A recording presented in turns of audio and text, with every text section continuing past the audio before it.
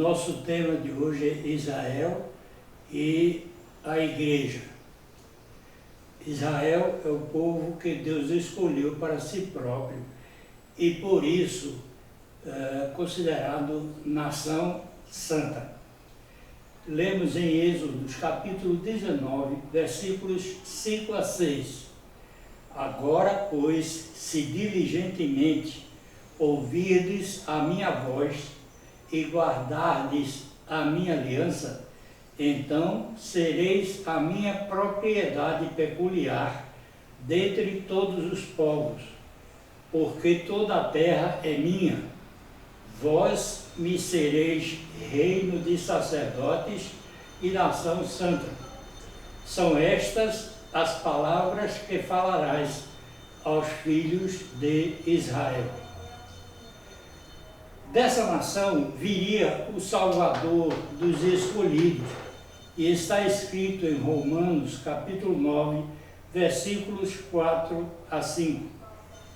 São israelitas, pertence-lhes a adoção e também a glória, as alianças, a legislação, o culto e as promessas. Deles são os patriarcas, e também deles descende o Cristo, segundo a carne, o qual é sobre nós todos, Deus bendito para todo sempre. Amém. Em João 4, 22, lemos: Vós adorais o que não conheceis, nós adoramos o que conhecemos, porque a salvação vem dos judeus. Deus usaria esse povo para revelar sua sabedoria ao mundo, conforme lemos em Deuteronômio, capítulo 4, versículos 5 a 8.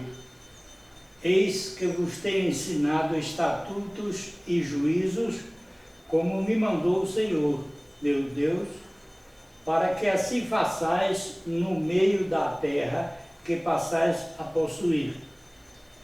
Guardai-os, pois, e cumpri-os, porque isto será a vossa sabedoria e o vosso entendimento perante os olhos dos povos que, ouvindo todos estes estatutos, dirão: certamente este grande povo é gente sábia e inteligente.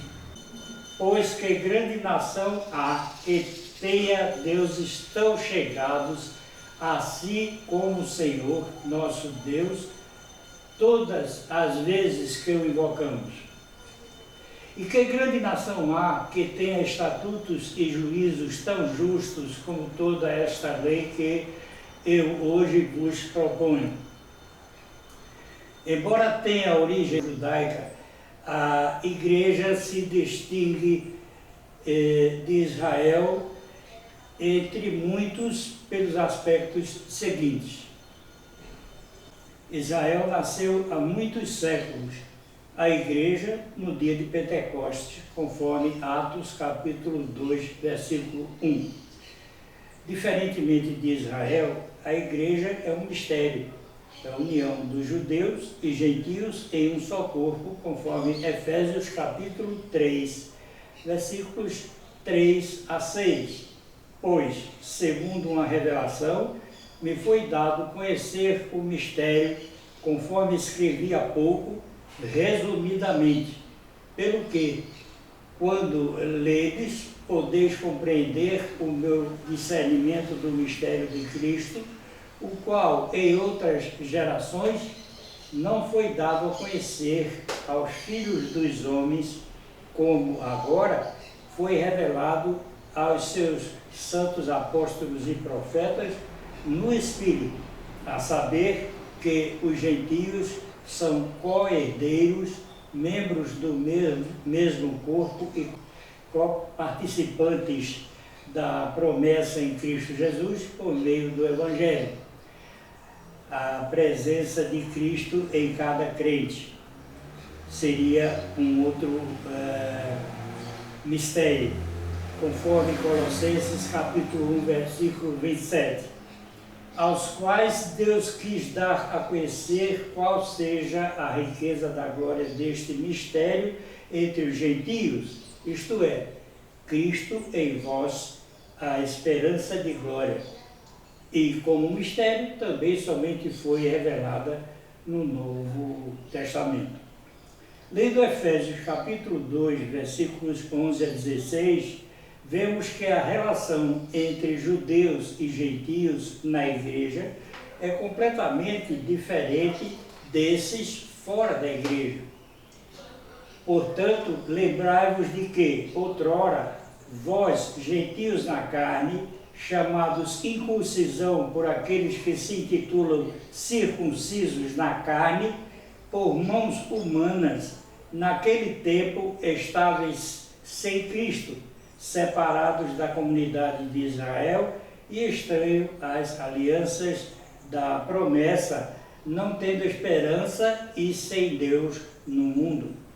Mas agora, em Cristo Jesus, vós que antes estáveis longe, fostes aproximados pelo sangue de Cristo, porque Ele é a nossa paz, o qual de ambos fez um, e tendo derribado a parede da separação que estava no meio, a inimizade, aboliu na sua carne a lei dos mandamentos na forma de ordenanças, para que dos dois criasse em si mesmo um novo homem, fazendo a paz e reconciliasse ambos em um só corpo com Deus, por intermédio da cruz, destruindo por ela a inimizade.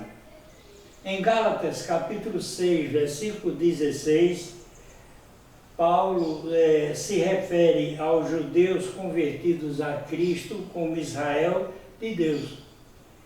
Vejamos, e a todos quantos andarem de conformidade com esta regra, paz e misericórdia sejam sobre eles e sobre o Israel de Deus. Aos judeus não convertidos, Paulo se refere como Israel segundo a carne, conforme observamos em 1 Coríntios capítulo 10.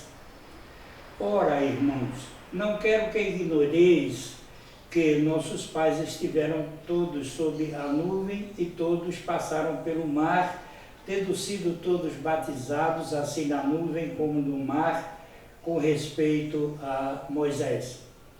Todos eles comeram de um só manjar espiritual e beberam da mesma fonte espiritual, porque bebiam de uma pedra espiritual que os seguia, e a pedra era Cristo.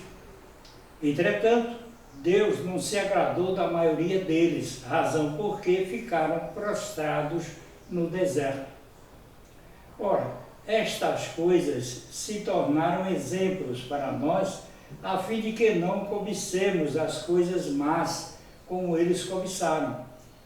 Não vos façais, pois, idólatras, como alguns deles, porquanto está escrito: o povo assentou-se para comer e beber, e levantou-se para divertir-se.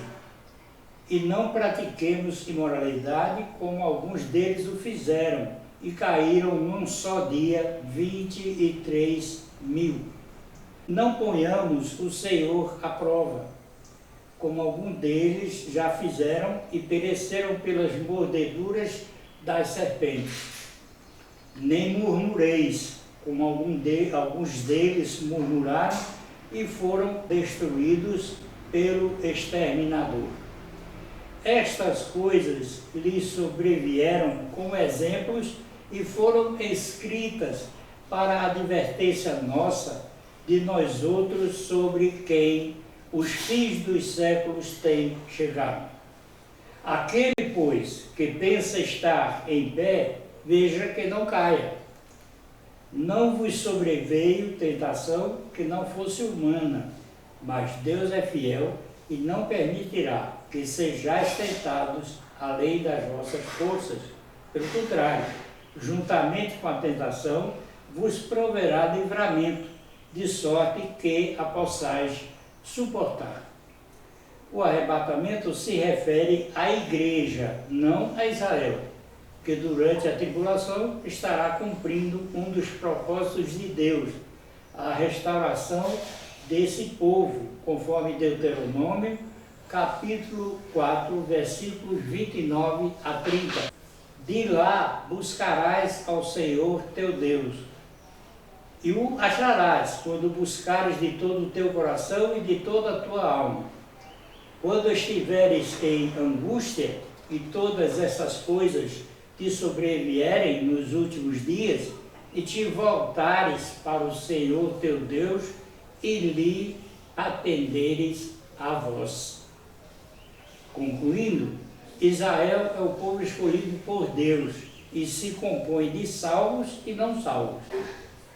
Salvos constituem apenas um grupo, aqueles anteriores ao tempo de Abraão, a partir de Abel, os salvos de Israel e dos gentios nos tempos do Antigo Testamento, os salvos que integram a igreja como o corpo de Cristo, provenientes de todos os povos e nações, e os salvos desses últimos tempos, que se completam com o último que crê a ser salvo, todos conforme Hebreus 11, salvos pela graça de Deus por meio da fé. Desde os que creram na promessa de Deus, quando anunciou o Salvador em Gênesis 3, capítulo 15, e o prefigurou no animal sacrificado para com sua pele cobrir a nudez de Adão e Eva, conforme Gênesis capítulo 3, versículo 21.